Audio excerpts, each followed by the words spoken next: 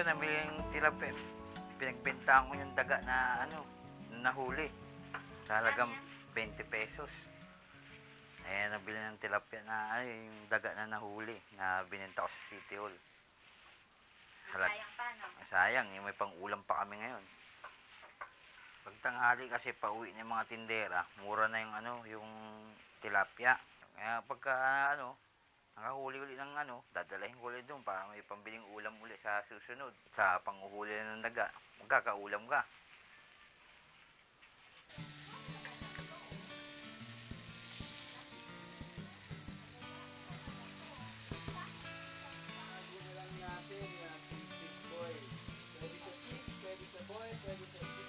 May pusit na yung tilapia. Taga may pusit yung tilapia. Tulog tayo ng maga. Oo, pagtulog siya. Ay, suso. Pulo mo yan.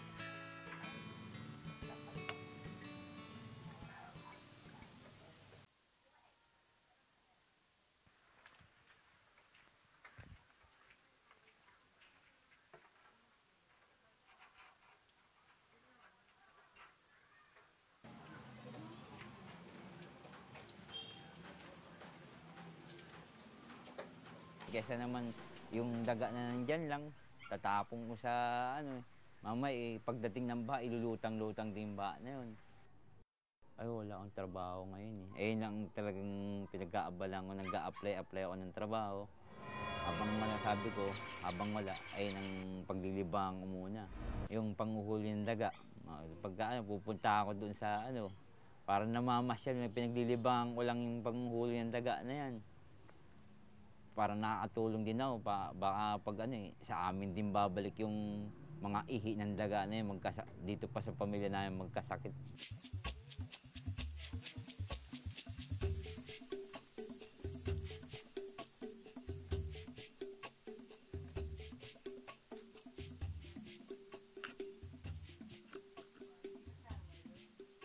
Pagka umuwi po siya, hinihintay ko po siyang umuwi. Pagka maraming nahuhuli, tinutulungan ko po siyang magbalat.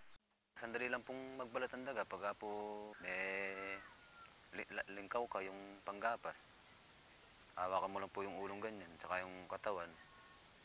Kaya mo gano'n sa panggapas, tapos yung dalawang paa niya. Tapos yung buntot, tsaka yung balat na ganyan, tsaka mo hilahin. Yun po. Sila man siguro nasa katayuan namin kahit na anong klaseng trabaho, papasukin nila para sa pamilya nila.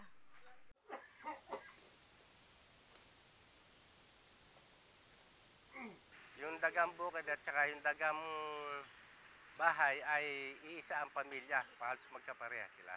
Sa ngayon, yung dagang bukid dito sa aming bayan safe na kainin pa ng mamamayan. Bakit? Wala pa itong nakakain maduduming pagkain sa labas. Ang kinakailangan nito kasi damo, saka yung mga prutas. Kaya safe. Hindi sila pumupunta sa mga maduduming lugar. Malaking tulong sa magsasaka yung mabawasan yung daga dito sa pamamagitan ng panguhuli.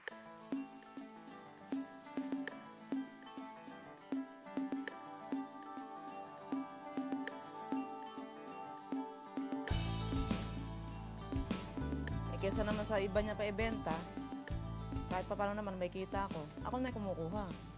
Pati sa mga pinsan niya, kinukuha ko ng 40 isang kilo, pinapasa ko naman ng 55. Kagaya ngayon, kung mo matumal, ayaw na kumuha ng buyer.